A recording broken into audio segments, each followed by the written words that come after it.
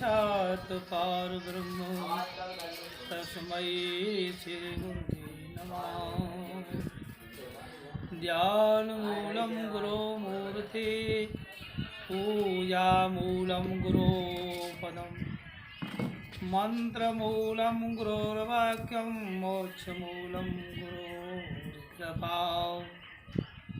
अखण्डमण्डलाकारं व्याप्तमेन चराचरं तत्पदं दर्शितं येन तस्मै श्रीगुरुवे नमः। एकं नित्यं विमलमचनं सर्वधी साक्षिभूतं भावातीतं त्रिगुणरहितं सद्गुरुं तं नमामि। ब्रह्मानन्दं परमसुखदं केवलं ज्ञानमूर्ति द्वन्द्वातीतं गगनसदृशम्। ॐ तत्त्वस्याद् लक्ष्यम्। श्री राम जय जय राम। श्री राम जय जय राम।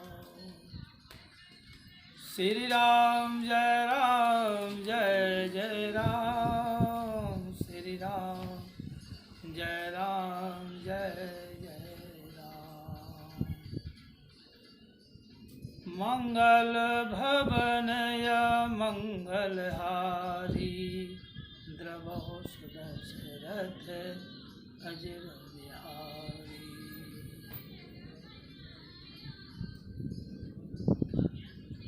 सुखी मीन या नीर अगाधा। इसको पलट में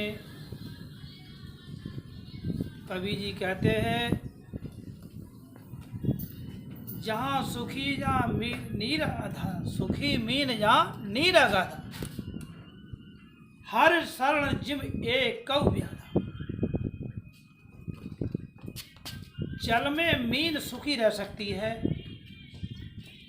ऐसे ही प्रभु की शरण में गया हुआ व्यक्ति सुखी रह सकता है।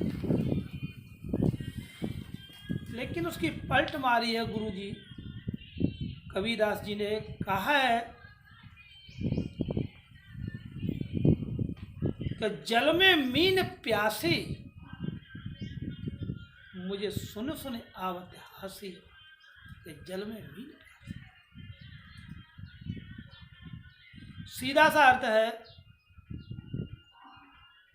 कि मनुष्य जन्म पाने के बाद ये बड़ा दुर्लभ जीवन है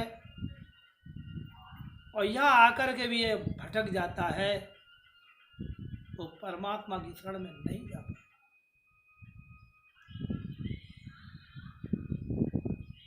एक प्रसंग है, जब भगवान राम वनवास की तैयारी में थे, उससे पहले कैकेयी और दशरथ संवाद में दशरथी का बुरा हाल था। और ये बात शाम को ही कह दी गई थी कि राम को सुबह वनवास की, तो किसी को पता ही नहीं था। सबको पता था कि राम राज्य होगा, तिलक होगा राम के, भैया किसी को नहीं पता था कि वनवास होगा। लेकिन अंतर्यामी भगवान जब सब तैयारी हो गई, नगर में राजा का हुक्म हो गया, राजा दशरथ का हुक्म हो गया कि सजावट करवा दो, सवेरे मेरे राम का तिलक होगा। लेकिन दशरथी का उसी रात को कैकेयी ने ये हाल किया तो वरदानों में उनको ऐसा फंसाया। एक वरदान तो उन्होंने देने कहा कि भरत को राजगद्दी चाहिए तो मैं दे सकता हूँ कैकेयी, लेकिन दूसरे वरदान की जो तुमने कहा है मैं ऐसा कभी नहीं कर सकता हूँ, राम को वरदान नहीं दे सकता, अपने मुँह से कह नहीं सकता। बहुत कुछ संवाद चला। उसके बाद दशरथ जी को सवेरे के पहरे पर नींद आ गई और वो राम राम कहते हुए बेहोश हो गए।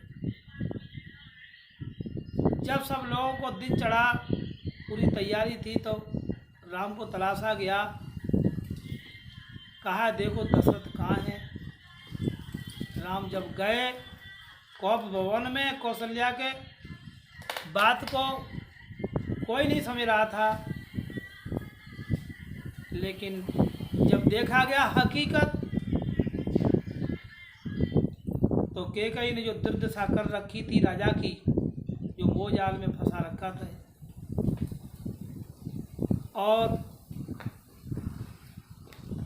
राम ने जब देखा कि दशरथ पिता का ये हाल है, उन्होंने जगाया, बोले तो रो पड़े, बोले राम इसके बारे में कैकेयी को पता है, मेरे कुछ नहीं मालूम। कैकेयी के पास राम जाते हैं, माँ तुम्हें ही बता दो। बोला दशरथ को पूछो, मुझे नहीं मालूम ये क्या कारण है। अब कारण भी नहीं कोई बता रहा है। तब भगवान राम ने ज़्यादा जिद की कि पिताजी सही सही बता दो मुझे, क्योंकि राम अंतर्यामी को नल लीला कर रहे थे, उन्हें सब पता था, वो कहलवाना चाह रहे थे। दशरथ ने कहा कि एक जो है वरदान मैंने देना कहा, तो भरत को राजगद्दी दे दो। आगे कुछ नहीं बोले हैं, गला रोंदे आया रोते रोते। भगवान राम समझ गए, उनके पिताजी तुम कहो या मत कहो, मैं समझ रहा हूँ बात को। राम आए सीधे, उनके चेहरे की तरफ सब देखने लगे। जब हकीकत का पता चला, जब राम वनवास की तैयारी करने लगे, जब राजभवन में माताओं के सामने उनको प्रश्न को रखा, तो कौशल्या का बुरा हाल था। बेटा ये तुम क्या कह रहे हो, इस कैकेयी ने क्या किया। सुमित्रा को भी पता चला। धीरे धीरे पूरे नगर में, राज्य से नगर तक पूरे फैल गई बात कि राम को राज तिलक न होकर के एक वनवास, और वनवासी कपड़ा पहन करके, राजपोषता से कपड़े छोड़ करके जब वनवासी कपड़े पहन के चले हैं पुराने, पूरी चलने की तैयारी हुई, तो सीता को पता चला वो तो वन को जा रहे हैं। उन्होंने अपना ये पतिव्रत धर्म निभाने के लिए उन्होंने कहा कि माता कौशल्या से, माता जी अगर वो वन को जाएंगे तो मैं अकेली यहाँ नहीं रह सकती हूँ, मेरा कोई धर्म नहीं है रहने का। इस तरह से जब ये बात राम ने सुनी, तो सीता माता को समझाया कि सीते तुम्हारा ये वन में कोई काम नहीं है, मैं जाऊंगा और लौट आऊँगा, आप निश्चिंत रहें।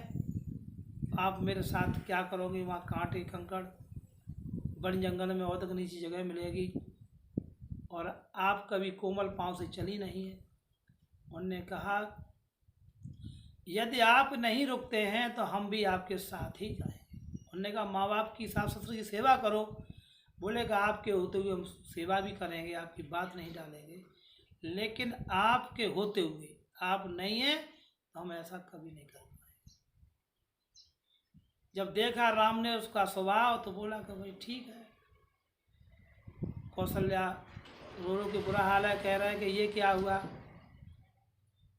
सुमित्रा को पता चला तो बोले हे लक्ष्मण, कोई दूसरा काम नहीं है, वो पृथ्वी का भार उतारने के लिए जा रहे हैं, वो आप शेषनाग हैं, इसलिए आप लक्ष्मण रूप में आए हैं, अब विष्णु में राम रूप में है,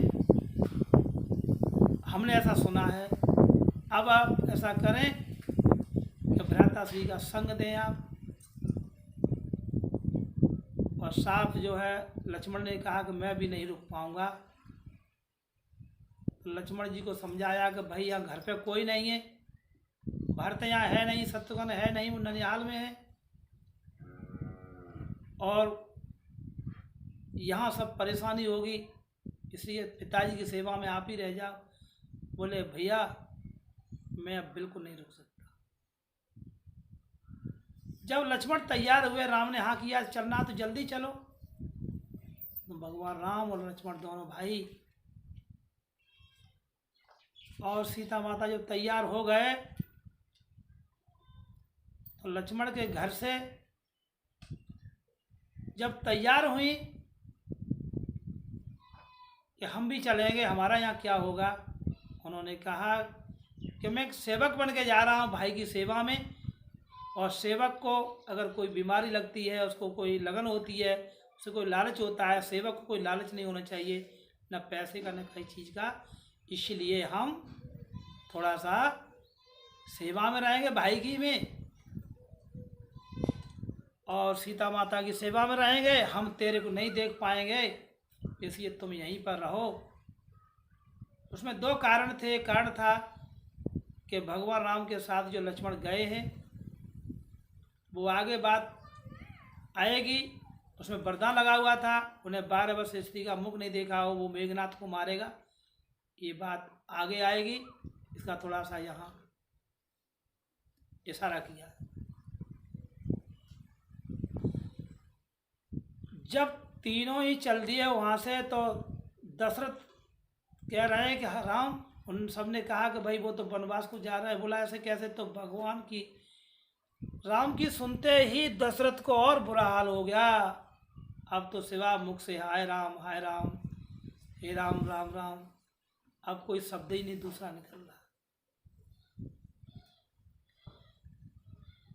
अब उन्होंने सुमंत को बुलाया, मंत्री को बुलाया कि हे मंत्री, तुम रथ निकलवाओ वहाँ से और इनको घुमा करके मेरे दोनों पुत्रों को लेकर के शाम तक वापस आ जाना, इनका मन बहल जाएगा, इनकी बात पूरी हो जाएगी, इनको छोड़ के वन में नहीं आना है। और सीता के लिए कहा कि इनको रोक दो, ये दोनों भाई तो चले जाएंगे, ये कहाँ परेशान रहेगी जंगल में। लेकिन कोई नहीं माना। जब चले हैं तो पहली रात भगवान जब रथ में गए सुमित्रा जी लेके, तो श्रृंगवेरपुर,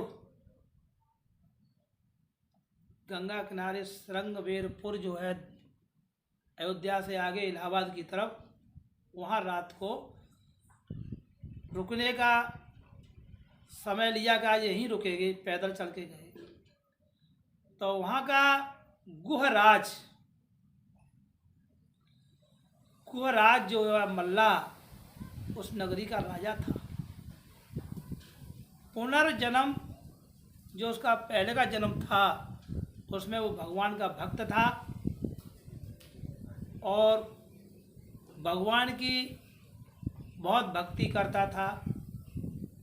जब उसने देखा कि ये तीनों प्राणी कौन है, जब परिचय किया, जब उसने सोचा, तो उन्होंने पहले तो इशारा किया है कि हम दोनों दशरथ राजा के पुत्र हैं, ऐसे तो वन को आए हैं, हमारा 14 साल तक हमारा वचन है, हम लौट के नहीं जाएंगे। तब तो उसने गुराज ने इतना वो हाल हो गया कि प्रभु रोते रोते उसके चरणों में लौट गया। कहा, प्रभु आप अगर वन को जाते हैं, ऐसा न सोचे, मैं आपका साथ नहीं छोड़ूंगा, मैं भी घर बार छोड़ दूंगा। इतना मोह दिखाया। भगवान ने उसके बात को समझा, तो बोले कि आज हम यहीं रुक जाते हैं, इसको समझाना पड़ेगा, तो ये साथ देगा तो इसको यहीं, क्योंकि हम वनवास में फिर पूरा वनवास नहीं हो पाएगा। ऐसे तो हमारे जो रास्ते मिलेंगे सभी हमारा साथ गएंगे, तो हम तो कहीं कुछ भी नहीं कर पाएंगे। जब गोराज ने बार बार कहा कि प्रभु गांव में चलिए और आप प्रेम से रहिए, भोजन पानी खाइए, आ जाए विश्राम कीजिए, प्रभु हम आपके दर्शन करने बहुत दिनों से सोच रहे थे। पूरा नगर इकट्ठा हो गया।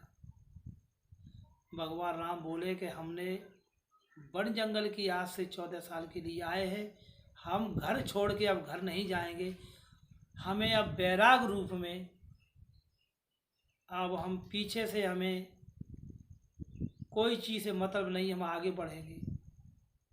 अब हमें किसी चीज़ से मतलब नहीं है, हम जो है 14 साल वनवास में आए, बैराग से रहना है, हमें त्याग भावना से रहना है। जब यह बात सुनी तो पर्णकुटी बनाई गई उनकी, उस एक में 2 पर्णकुटी बनाई गई, एक लक्ष्मण के लिए अलग और राम और सीता के लिए अलग। लक्ष्मण जी ने कहा, भाई तुम लोग सब घर जाइए, सुबह मिलना, और अब हमारे भैया आराम करने दीजिए। ये हमारे स्वामी हैं, हमारे मालिक हैं, बड़ा भाई जो पिता के समान होता है, और हम एक सेवक हैं, इसलिए अब इनको आराम करने दीजिए। जब भगवान राम पड़कुटी में गए, लक्ष्मण जी ने अपनी पड़ी को छोड़ गए। उनके गेट के सामने वीरासन पे अपना तरकस लेके तैयार रहे कि कोई दुश्मन अटैक न कर दे, हमारे राम को कोई सताए नहीं। इसलिए अपनी नींद को हराम कर दिया, नींद नहीं ली उन्होंने, त्याग भी किया और नींद भी त्यागी। 12 साल तक सोए नहीं। तो कहने का मतलब यह है, उन लोगों को जब वहाँ से चले गए तो सीता जी ने राम के चरण दबाते दबाते राम को सो गए। फिर सीता भी आराम किए। लक्ष्मण जी पूरी रात उसी वीर आसन पर बैठे रहे। सवेरा हुआ, सब लोग आए, भगवान चलने की तैयारी में थे। न्यों के रात को रुके जरूर थे, सवेरे चलने को तैयार थे।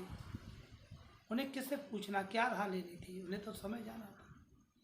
गोराज पैरों पड़ गया कि प्रभु मैं भी आपके साथ चलूँगा। उन्होंने कि तुम कहाँ जाओगे, हमें तो 14 साल काटना है, आपको क्यों परेशान करें आप यहीं। बोले प्रभु यहाँ से मैं कुछ दूर तक आपके साथ चलूँगा, मेरा मन नहीं भर रहा है। बोला ऐसी बात है, ठीक है। तो आ गए भरद्वाज आश्रम, इलाहाबाद में जो है, आज पुराना नाम प्रयागराज फिर हो गया, उसका पहले नाम प्रयागराज था, बीच में इलाहाबाद हो गया था। भरद्वाज के आश्रम की तरफ जा रहे हैं भगवान राम। तो वहाँ तक गया। जब भगवान राम को नाव केवट लेने के लिए दूसरे दिन फिर वहाँ से चले हैं, दूसरी रात विश्राम भरद्वाज के आश्रम पे बिताया, वहाँ आनंद लिया। तो गोराज उस नाव में चले भगवान राम, तो बोले कि अब तुम गोराज लौट जाओ, इसी में भलाई है, मेरी बात मान जाओ। तो वहाँ से गोराज लौटे।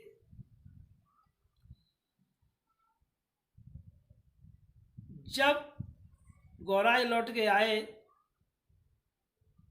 तो बड़ा दुख होकर के ऐसे सोचो कि इनका कोई लुट गया हो कोई चीज़।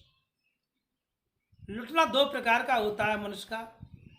एक तो संसार में उसका धन माल मता घर से या रास्ते से छीन लेता है कोई, या उसको कोई लंबा चौड़ा घाटा हो जाता है तो वो लुट जाता है। अपने को अज्ञानता में अंधकार में भटका हुआ आदमी, उसको कोई ज्ञान नहीं है, तो कहता मैं लुट गया। अरे क्या लेकर के तू यहाँ आया था, क्या लेकर तेरे को जाना है जिसके लिए तू रो रहा है। जो चीज़ तेरे को जो चीज़ प्राप्त यहाँ पर हुई, यहीं आया खाया, बाद में चला गया, वो चीज़ यहाँ रह गई, किसी और को प्राप्त हो गई। कृष्ण भगवान ने गीता में साफ कहा है कि अर्जुन क्या तो लेकर के आए थे जिसके लिए लोग चिंतित हैं, और क्या लेके यहाँ से जाना है इसके लिए चिंतित हैं। लिया तो परमात्मा से लिया, दिया तो परमात्मा को दिया। क्या लिया, क्या दिया, क्या नुकसान हुआ। ये आत्मा अजर मर है, शरीर 5 तत्व का है, ये तत्व में मिल जाते हैं। कौन किसको मारता है, कौन किसको मरवाता है, कौन क्या करता है, ये सब अपने यही तो समझना है। यही तो मोहजाल है। मोह सकल व्याधिन कर मूला जाय सो भयता है। मोह का पर्यायवाची अंधकार, अज्ञानता, ये पर्यायवाची। ज्ञान और अज्ञान ये विलोम शब्द हैं। अंधकार प्रकाश ये विलोम शब्द हैं। और अंधकार, अज्ञान, मोह ये एक पर्यायवाची है। ज्ञान प्रकाश ये इधर पर्यायवाची है। तो कहने का मतलब ये है कि सीता को पहले तो भगवान ने वहीं समझाया था, श्रृंगवेरपुर में सुबह चले, और वो रथ सुमित्र जी लौट के वहीं से जाना पड़ा। सुमित्र ने कहा सीता से कि तुम ही चलो, दशरथ को बहला देंगे, तब वो भी आ जाएंगे लौट के, लेकिन सीता ने कहा हम भी नहीं जाएंगे। इतना झंझट हुआ, इतना परेशानी हुई कि कोई भी रथ में लौटने को तैयार नहीं, घोड़े भी वहाँ से अड़ गए, आने को तैयार नहीं। जैसे तैसे जो है सुमित्र जी लौट के गए। दशरथ ने सुना तो और बुरा हाल हो गया, और राम राम कहते हुए भगवान के वियोग में उनको खाना पीना कुछ अच्छा नहीं लग रहा। इधर जो है सीता ने एक शब्द कहा था, श्रृंगवेरपुर में सुबह चले भगवान आगे, उन्होंने जब कहा कि आप ही चलिए जाओ, उन्होंने एक शब्द कहा था, क्या सूर्य की किरण हैं हम, आप सूर्य हैं। जल की लहरों से जो तरंग उठती है, हवा के झोंकों से जो पानी उछाल मारता है, तो उछाल में वो पानी की बाहर जो गिरता है उसकी हम तरंग हैं, आप जल हैं। जल तो बिना तरंग के रह सकता है, लेकिन हम नहीं रह सकते। सूर्य बिना किरणों के रह सकता है, लेकिन किरणें सूर्य के बिना नहीं रह सकती, यूँ उसी से पैदा है। मछली जल के बिना नहीं रह सकती है, लेकिन जल बिना मछली के रह सकता है। इसलिए है प्रभु, हम आपके बिना नहीं रह पाएंगे, आप हमारे बगैर रह सकते हैं। भगवान ने समझा ये हमारे बगैर नहीं रह। इससे ये मिलता है कि मछली हमेशा जल में रहती है और फिर भी प्यासी रह जाए, तो वही है कि जहाँ नीर सूखी, मछली सूखी कहाँ रह सकती है, जहाँ अथाह जल हो, अथाह समुद्र में बड़ी बड़ी व्हेल मछली जो हाथियों को भी निकल जाती हैं।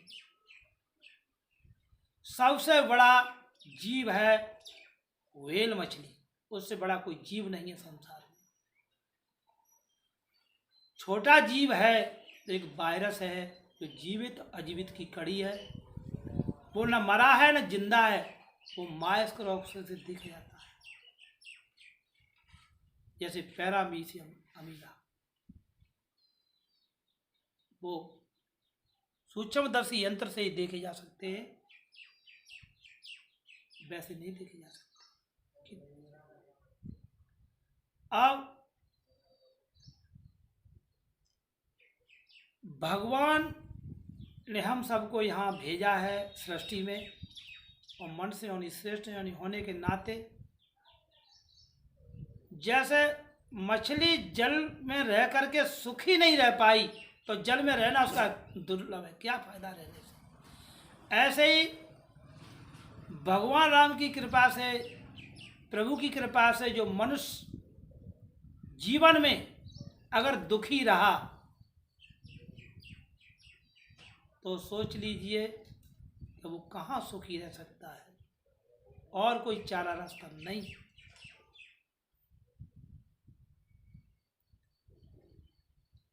जब प्रभु की शरण में भी मनुष्य अगर दुखी है, तो वो सुखी रहने का कोई मतलब ही नहीं।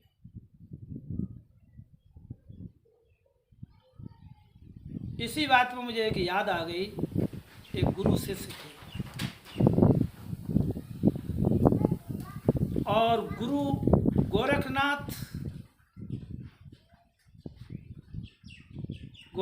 के गुरु जो थे मुच्छंदरनाथ गुरु के शिष्य जो थे गोरखनाथ थे, और गुरु चेला दोनों जने एक दिन भ्रमण के लिए चल दिए हैं।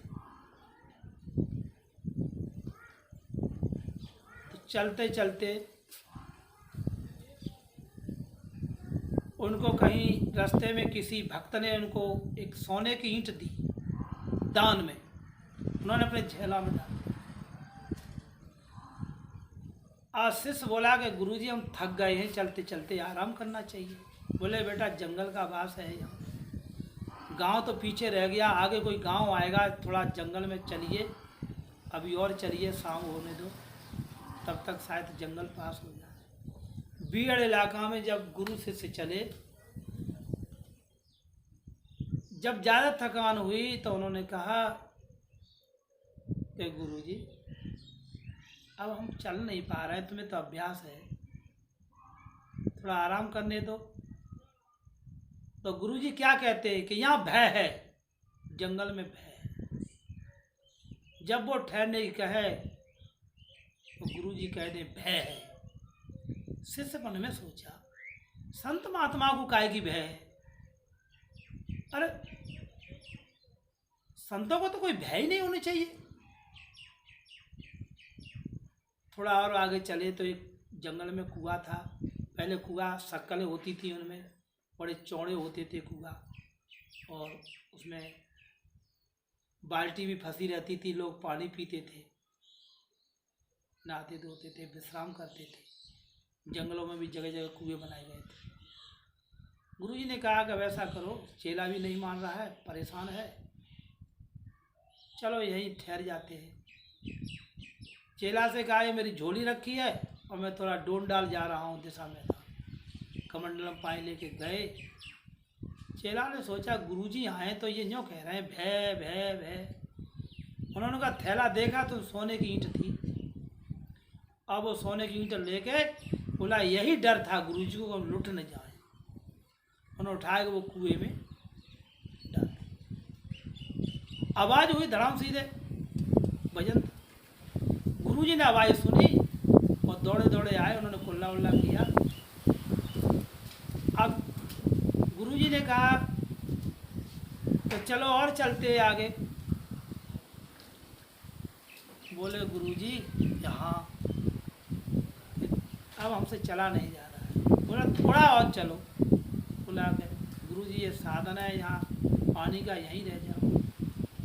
तो बोले बेटा यार जंगल में भय का भय तो हमने कुआं में डाल दी। गुरुजी ने कहा भय कुआं में डाल दी, क्या मतलब? अब उन्होंने झोला देखा तो उसमें सोने की ईंट नहीं थी। उन्होंने कहा चेला को पक्का त्याग हो गया, ये कोई पैसे से लगाव नहीं रखता है धन से। अब हमने देख लिया इसको कोई वस्तु रखने की वो नहीं। लेकिन गुस्सा हुए थोड़े से, कह रहे कि भाई किसी को हम दान कर देते, हमें दान आया तो हम किसी और को दे देते। अब कुआं में ये पड़ी रहेगी कीच में, वहाँ कोई पता नहीं चलेगा, किसी काम की नहीं। मुख से तो कह रहे थे तेने ऐसा क्यों किया, लेकिन अंदर से कह रहे थे हमारा शिष्य जो है बिल्कुल त्यागी हो। अब जब भय खत्म हो गई चल दिए दोनों गुरु भाई। तो गुरु शिष्य जब आगे बढ़े और लंबा रास्ता था तो उन्होंने कहा कि अब तो जंगल में रुकना ही पड़ेगा, अब गांव नहीं आएगा और अंधेरा हो रहा है। सो एक पेड़ के नीचे गुरु और चेला वहीं अपना सो गए। सवेरे उठे, उजीता हुआ, सूर्य की किरणें निकल रही थी। तो थोड़ा 2 कदम पेड़ से नीचे आगे बढ़े तो वहाँ हड्डी पड़ी हुई थी। उन्होंने अनुभव किया ये हड्डी किसकी हो सकती है। उन हड्डियों को वहाँ से बीन बीन करके उन्हें लगाया तो उन्होंने कहा ये कोई जानवर है, मनुष्य की हड्डी नहीं। और हो सकता है शेर की भी हो सकती है, किसी जानवर की हो सकती है, लेकिन लगता तो ऐसा ये शेर की भी हो सकती है। उन्होंने अपने अनुभव ज्ञान से बात, आत्मज्ञान के द्वारा। उन्होंने कमंडल में पानी था, उन्होंने कहा कि चेला सजीवनी विद्या तुझे सिखलाऊं। गुरुजी सजीवनी विद्या क्या होती है? क्या मरा हुआ मनुष्य को जिंदा कर देना। क्या प्रभु ये कहाँ मरा हुआ है, तो हड्डी कहीं की मारी कहीं पड़ी है। उन्होंने कहा बेटा ऐसी कोई बात नहीं है, उसका कुछ तो है। तब वो हड्डियों को इकट्ठा किया था। गुरुजी ने जन कौन सा मंत्र मारा वो बताया नहीं चेला को। और जल के छींटा लेकर के मंत्र मारना चाह रहे थे। गोरखनाथ बोले गुरुजी ठहरो, आप तो मंत्र के द्वारा बच जाएंगे, आप तो गुरुजी हैं। अगर शेर हुआ ये तो हमको तो खा जाएगा, इसलिए हम जो है थोड़ा नेक रुक जाओ। तो शेर पेड़ पर चढ़ना जानता नहीं, एकदम जो है गोरखनाथ पेड़ पर चढ़ गए। बोले गुरुजी अब मंत्र मारो। गुरुजी ने मंत्र पढ़ के मारा, वो शेर बन गया हड्डियों से और दौड़ता हुआ। तो गुरुजी जो थे वो जानते थे क्रिया को, एकदम सांस साध के लेट गए। शेर सूंघता हुआ चला गया, उन्हें को ये मरा पड़ा है। शेर के आगे लेट जाओ, सांस अगर साध नहीं जानते हो तुम तो शेर चला जाएगा, मरा समझ के, और वो मरे को छूता नहीं। शेर शिकार करता है, खाता भी कम है और लोग खाते हैं, और खाए तो कोई बुराई नहीं। जब वो शेर आगे जंगल में दौड़ता हुआ चला गया, अब उनने कहा वो तो गया, नीचे शिष्य को उतारा, दोनों जने चले, जंगल से बाहर पहुँचे। जब जंगल से बाहर पहुँचे तो एक नगर आया, और उस नगर में उस राजा के द्वारा भीड़ मालूम पड़ी। तो उसका एक ही पुत्र था और उसका शरीर बड़ों पांत में उसको एक विमान की तरह उसको ले जा रहे थे शमशान की तरफ। अब जब देखा उन संतों ने कि भाई ये किसी की मृत्यु का हुई है, हाय राम इल्ला रहा, ये लोग रोते हुए पता किया कौन है भाई, कि ये राजा का पुत्र है। एक ही पुत्र था नगर में राजा का, और वो भी जो है राजा चौथी अवस्था में त्याग करके और राजगद्दी को देना चाह रहे थे। तब तक पुत्र का शोक। उन्होंने कहा इस पुत्र को हम भी देख सकते हैं, कि देख सकते हो। कुछ लोग बोले कि ये साधुओं को क्या सूझी है, मरे हुए आदमी को क्या देखना। मैंने कहा चलो, कुछ लोग कहने लगे दिखा दो यार, परेशान किया। भीड़ में सब तरह के लोग होते। जब उनको देखा, उसका मुख खोला गया, तो उसका सुंदर रूप देख के और संत के मन में आई, इशारा किया चेले की तरफ। अलग से उन्होंने इशारा किया कि भाई इसमें अपने ऐसा करूं कि राजा परेशान है, तो उसके पुत्र में थोड़ा सा दिन के लिए चला जाऊं। बोला गुरुजी क्या करते हो? बोला राजा का हुक्म हो गया, एक बहुत बड़ा कढ़ाया मंगाया गया जिसमें बैठ सके, बड़ा हौद, जो बड़े बड़े हौद होते हैं जिसमें खीर पकाई जाती है, उसमें तेल कच्चा भर दिया गया जिससे पहले बर्फ नहीं होती। तो बोला उसमें शरीर जो है खराब नहीं होगा। और गुरुजी ने कह दिया कि इसमें पालती मार के अपने प्राणायाम क्रिया के द्वारा इस पुत्र वियोग में जाऊंगा और उसको जिंदा करूंगा, और ये मेरी लाश को कोई खराब न करे, सिर्फ तुम्हारी ड्यूटी है। उनने कहा गुरुजी ने ऐसी ड्यूटी लगाई है, कब लौट के आए ना आए, शरीर को ही रखाते रहेंगे, लेकिन चलो गुरुजी की आज्ञा का पालन करना धर्म है हमारा। तो सबसे बड़ा है आज्ञा का पालन करना। एक बार कोई कार्य मत करो, लेकिन आज्ञा का पालन। अब वो तो ड्यूटी वहाँ लग गई, वो राजा के कुंवर के शरीर में प्रवेश कर गए। राजा खुश हो गया। मुचंदर नाथ थे उसके राजा के लड़के के, उसमें जाके प्रवेश हो गए। अब कहाँ से कहाँ राज्य पे उनको गद्दी दी गई, राजा बन को चला गया, अपने लड़के को राज्य दे गया। तो बुद्धि उसकी कैसी थी उस पुत्र की, कि परमात्मा की बुद्धि यानी एक ज्ञान बुद्धि हो गई। अब उस गुरु ज्ञान के द्वारा, उसमें शरीर था गुरु का, तो उसने नोटिस एक टंगवा दिया मेन गेट पे कि लाल कपड़ों वाला यहाँ कोई नहीं आएगा, क्योंकि गोरखनाथ यहाँ आ गया तो मुझे ले जाएगा। सफ़ेद कपड़ों में कोई भी आ सकता है, लाल कपड़े वाला कोई संत यहाँ नहीं आएगा, न कोई आदमी आएगा, ऐसा लिखवा दिया, और कोई भी आ सकता है। और राजा का शौक था कुछ कुछ सुनते रहते हैं, राजा लोग सुनने के शौकीन होते हैं। कुछ राजा तो नृत्य गान कराते थे वैश्याओं से, अप्सराओं से, देवता लोग कराते थे जैसे इंद्र लोग हैं। बड़े बड़े गद्दियों पे बैठने वाले पहले जो शौकीन होते थे गाने सुनते थे, रावण भी सुनता था। तब जाकर उन गोरखनाथ ने सोचा कि ये तो वहाँ से लौटेंगे ही नहीं, कब तक रहेंगे। उन्होंने हिम्मत बांध के तो वहाँ से एक बनारस काशी के विद्वान गायकार सांगीत, तबला ढोलक जो कुछ भी उनके साथ थे लेके आ रहे थे। उनका हुक्म था कोई भी आके हमें सुना सकता है। तो वो सब सफ़ेद कपड़ों में थे। गोरखनाथ ने कहा कि आप लोग कहाँ जा रहे हो? कि राजा के दरबार में। बोला हम भी चलें? क्या चलो। तो क्या वहाँ एक परेशानी है, आप लोग वहाँ बताना नहीं। उन्होंने एक सफ़ेद ऊपर से कुर्ता ऐसा बनवाया, नीचे तक ढीला ढमला, और वो लाल कपड़े अंदर, ऊपर से सफ़ेद हो गए। जब चले तो रात को गान विद्या हुई, तो जो तबला बजाता था उससे गोरखनाथ बोले कि मुझे भी तबला बजाना आता है, मेरा हाथ सहरा रहा है, अगर आपकी इच्छा हो तो मैं भी तबला बजा सकता हूँ, कि क्यों नहीं। जब गोरखनाथ ने अपनी धुन में तबला बजाया, गान विद्या हुई, तो मुच्छंदनाथ गुरु राजा के शरीर में थे। वो एकदम बोले कि भाई रुको। क्यों? कि ये जो तबला पहले कोई बजा रहा था, अब की बार जो बजा रहा है, ऐसा तबले की धुन है कि मुझे लगता है कि मेरे गोरखनाथ के अलावा और कोई तबला ये बजा नहीं सकता। अब गोरखनाथ ने कही कि अब क्या करें, अब तो पहचान हो जाएगी,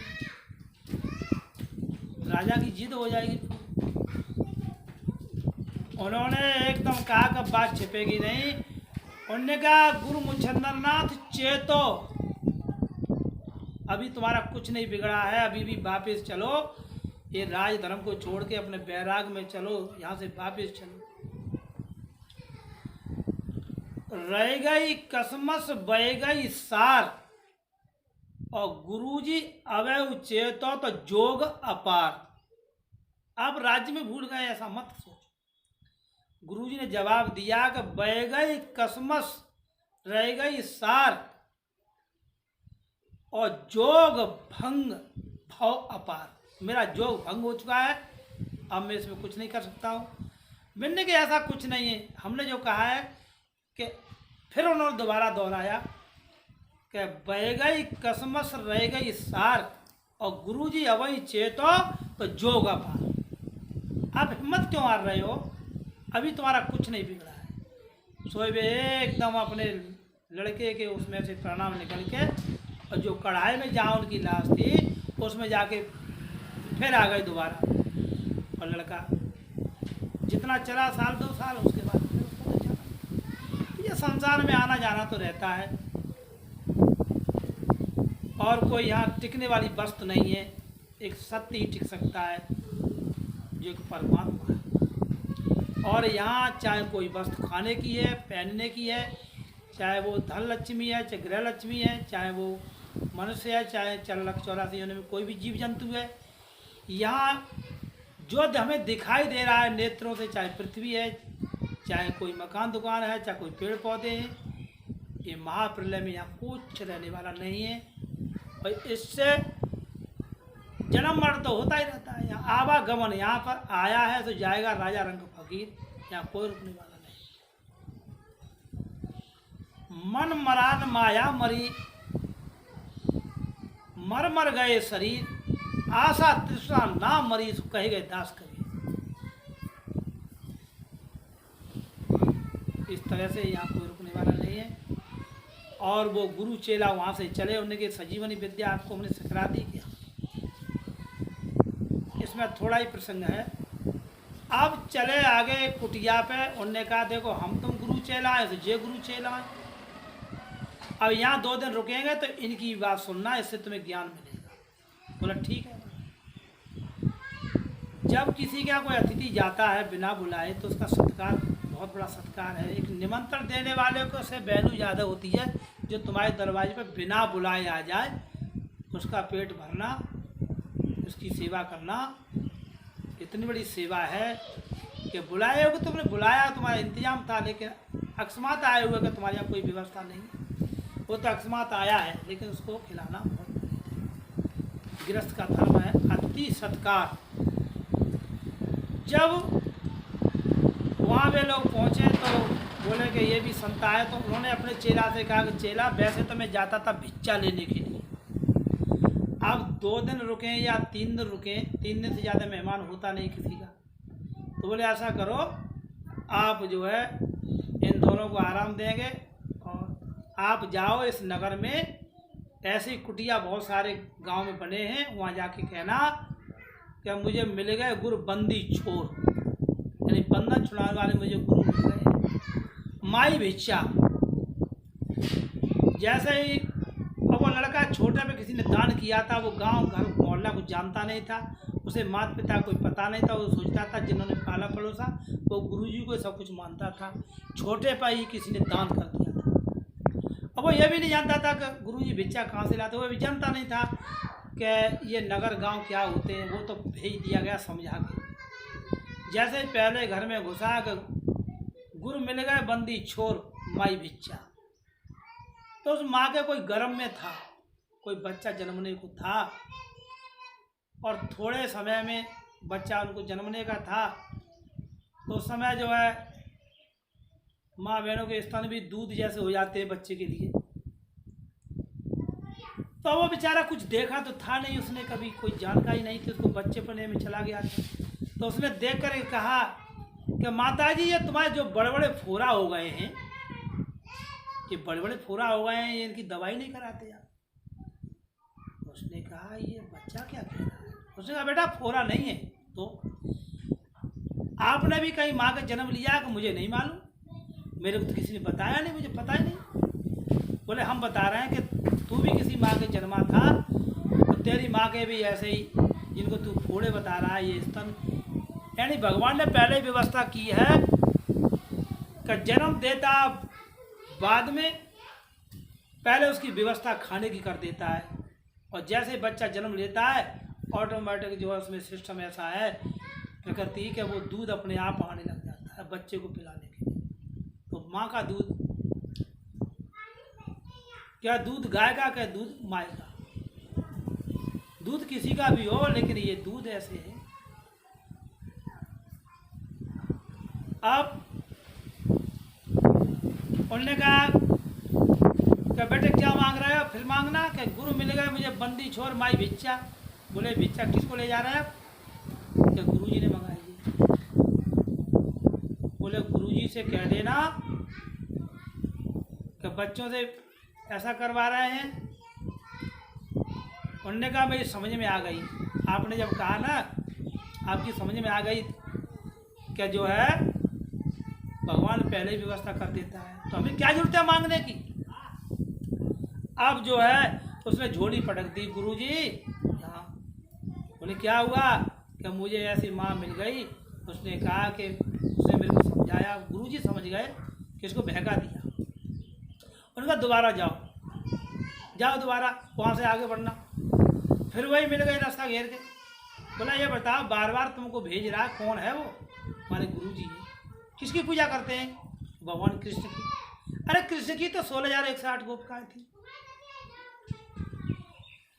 जिसकी हम पूजा कर रहे हैं, हम एक शादी नहीं कर सकते हैं, एक करते हैं उससे भी परेशान है, और वो इतनी शादियां करता है, इतने कृष्ण की, ऐसे कृष्ण की पूजा। तुम्हारे गुरुजी कुछ नहीं जानते हैं। उनसे कह देना कि जाओ, जब कृष्ण ने इतनी शादी की, हम उसका भजन करते हैं बिना शादी वाले, तो गुरु से कह देना एक मेरी भी शादी करा दो, और हम जीते तैसे रहो। ये क्या रखा बैराग में? मांगने खाने से नहीं, पैदा करके। फिर उसने भड़का दिया उसको। अब गुरुजी ने उसको फिर समझाया कि ये चेला ऐसे नहीं मानेगा। उन्होंने क्या किया, क्या आश्रम पे एक पीपल कटा था कभी, तो उसकी जड़ बहुत मोटी होती है, बड़े पीपल की, बरगद की बड़ी बड़ी जड़ें हो जाती हैं जो ऊपर से काट के भेज देते हैं। वो जड़ जो बाद में खुदती है और वो पड़ी रहती है महीनों तक आश्रम पे। और वो ढोलक जैसी गोल मोल थी। गुरुजी ने कहा कि आओ, तुम नहीं मांगने जाओगे, हम तुमको समझाते हैं। यहाँ लेट जाओ। नीचे गद्दा बिछा दिया, चेला को लिटा दिया। और जो वो गुरु चेला थे और गुरुजी और 2-4 और टेल लिए अड़ोस पड़ोस से, बोले कि भैया सब लोग करो। अब वो कोई आदमी लेटा है और गोल मोल पीपल की जो जड़ थी उसको पेला सबने, तो उसकी एक बगल थोड़ी दब पाई थी। चेला बोला रुक जाओ। काहे कि मुझे मारने को डर रहे हो? नेक धक्का लगा, मेरी पसली चली गई होती और पूरी लकड़ी मेरे ऊपर आ जाएगी, मैं तो जिंदा नहीं बच सकता। उनने कही तू शादी के लिए घूम रहा है। कृष्ण भगवान ने 16,108 जो शादी की थी वो कैसे की थी? बच्चे पैदा करने के लिए नहीं की थी। भले ही उन्होंने लीला की, उन्होंने एक छंगड़ी अंगुली पर और पूरा पहाड़ रखा गोवर्धन का, 7 दिन तक रखे रहे। मूसलाधार वर्षा हुई और आखिर को उनकी विजय हुई, गोवर्धन को पुजवाया। तुम एक इतनी सी पूरे शरीर पे, वो एक अंगुली पे छगुली पर रखे रहे, पूरे पहाड़ को 7 दिन तक ऐसे रखे रहे, हिले नहीं कतई एक जगह से, कुछ न खाया न पिया। और तुम कहते हो कि उन्होंने शादी की थी, तो तुम एक इतना बड़ा लकड़ी का वजन नहीं सहन कर सकती हैं। तब जाके फिर वो चेला गया मांगने के लिए। तो दूसरे घर में गया तो एक तोता पिंजरे में बंद था। उन्होंने कहा गुरु मिल गए मुझे बंदी छोड़।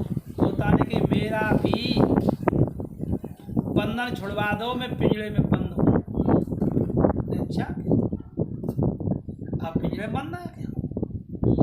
ठीक है, तो क्या कि मेरी गुरु से प्रार्थना कर देना।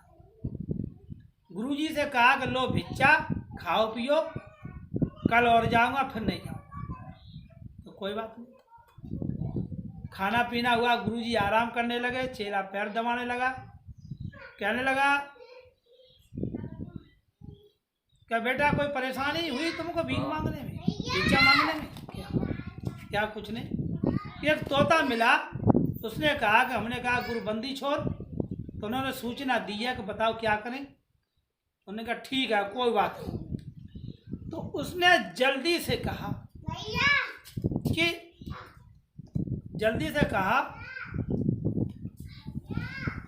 क्या गुरुजी ने एकदम ऐसे करके ऐसे हो गए, मान के हमारे गुरुजी चले गए। तोता की बात में हैदपा लग गया और गुरुजी साफ साधे बीजना ढूंढने लगा। वो भी गुरु चेला देखने लगे कि गुरुजी को क्या हो गया। तो उन्हें पता था कि कुछ नहीं हुआ, उन्होंने उधार दिया। चेला बोला हमारे तो गुरुजी चले गए। तो दूसरे दिन भिक्षा लेने गया तो वही तोता फिर मिला।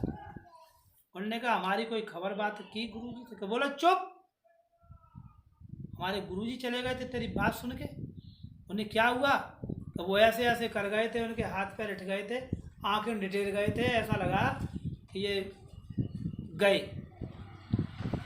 बोला ऐसे हो गए थे क्या? बोले जाओ तुम भिक्षा ले जाओ। अब तोता समझ गया, उसने पिंजरे में यही किया के करके ऐसे उसमें गिर गया। अब बड़े बूढ़े या तुम्हारे फौजी बाबा हैं ऐसे बैठे थे, उन्होंने कहा क्या हुआ तुमको? ये तोता पाल रखा हो पिंजरे। बोले क्या हुआ? करे कि बाबा हमारा तोता, अरे का पानी नहीं दिया होगा इतने टाइम से, उसको कुछ खिलाया नहीं होगा, भूखे मारे तड़प के मर गया। अरे वो तो पंख है, उसको उड़ा दो, वो कहीं जाके खा पी लेगा। तो बाबा वो तो मर गया। बोला उसको निकालो, तुम्हारा न बना दूसरा पाल लेना, उसको फेंको। तो पिंजरा ले करके बेचारा रोता हुआ गया गांव से बाहर, और एक साइड से उसको ऐसे उल्टा पड़ा था, उसे नीचे से पकड़ा, उसने कहा ऐसे करके उसको फेंका और उसने पंख चलाना शुरू कर दिया। वो मरा थोड़ी था। अब वो उड़ करके वही आश्रम की जाके पेड़ की डाल पर बैठ गया। और वो गुरुजी पूछ रहे थे कि तूने हमारा खबर दी तोते को? कि हाँ, तो मैं ऐसे ऐसे उसको क्रिया करके बताया था तोता को, हमारे गुरुजी ऐसे हो गए थे। तो माने कि मेरे खातिर गुरुजी परेशान हुए हैं, तो मेरा भला ना हो, मैं गुरुजी को अवश्य देखने जाऊंगा। मैं कोई स्वार्थी नहीं हूँ, कोई लालची नहीं हूँ। अरे मेरा काम बने न बने, गुरुजी मेरे पीछे परेशान थे, तो हम इनके दर्शन कर लेते। तोता वहाँ से कहता है कि संग रहे तो क्या रहे, यानी गुरु चेला के बीच में तोता बोल रहा है। संग कौन रहा? गुरु जी के संग शिष्य रहा। संग रहे तो का रहे, समझे नहीं गुरुबेन, तू चेला समझो नहीं, सो सुआ समझ गो सैन। एक बैन और एक सैन। थोड़ा प्रश्न, एक सेकंड में।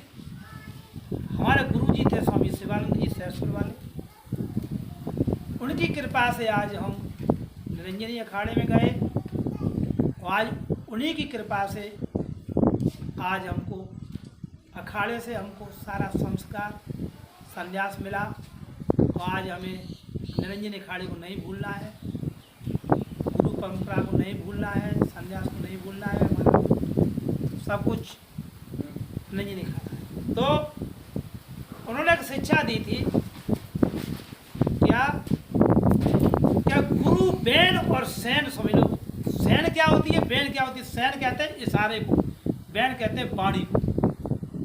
अच्छे संत थे, और उन्हीं की कृपा से हम अखाड़े निरंजनी में पहुंचे। और